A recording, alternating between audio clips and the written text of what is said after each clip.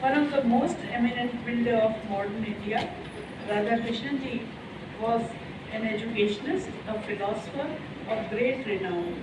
He was a recipient of Bharat Ratna, the highest civilian award.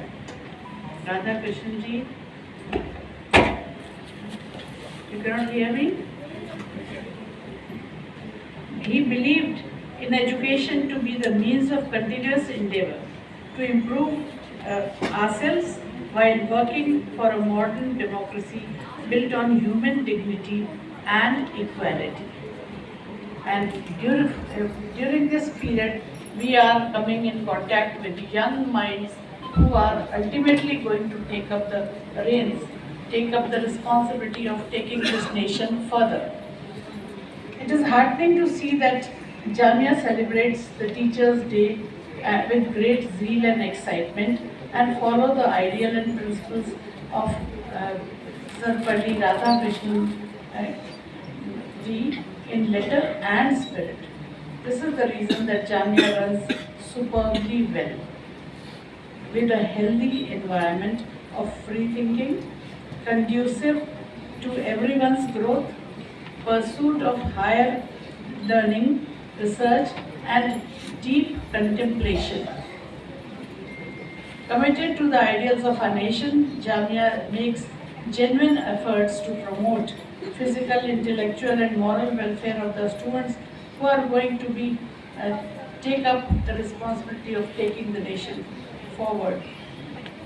Of course, the achievement of the objective of national education and NEP as listed out just before me, it is important that we have to start changing towards making it's not a routine policy that we have now, and we have to learn to start changing to be up to mark, because many universities, since I am in different committees, so I can see that many universities are changing very fast.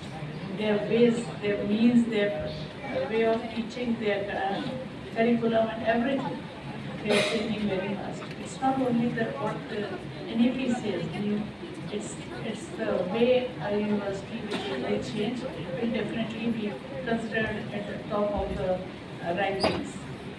I feel proud to say that Jamia has grown by leaps and bounds, and with high aspirations, and to go beyond its existing frontiers with help of earnest and sincere concerns of my teachers. All of you have taken it to that level. The credit for the robust growth, the expansion goes to the dedicated Jamia faculty. As a result, Jamia now claims the rightful place among top 3 universities of India and the most coveted NAC grade. But it is very crucial that we should not relax. We have seen that unexpected things come sometimes, and we are overwhelmed by the situation, like the pandemic which came suddenly. Nobody knew that it would come, and has pushed many educational institutions and numerous universities to either close down or to be at the lower level of rankings. Jamia has taken extraordinary measures involving radical modification in the modes of imparting education, from face-to-face to distance mode or online mode, and our teachers were trained to be ready for that.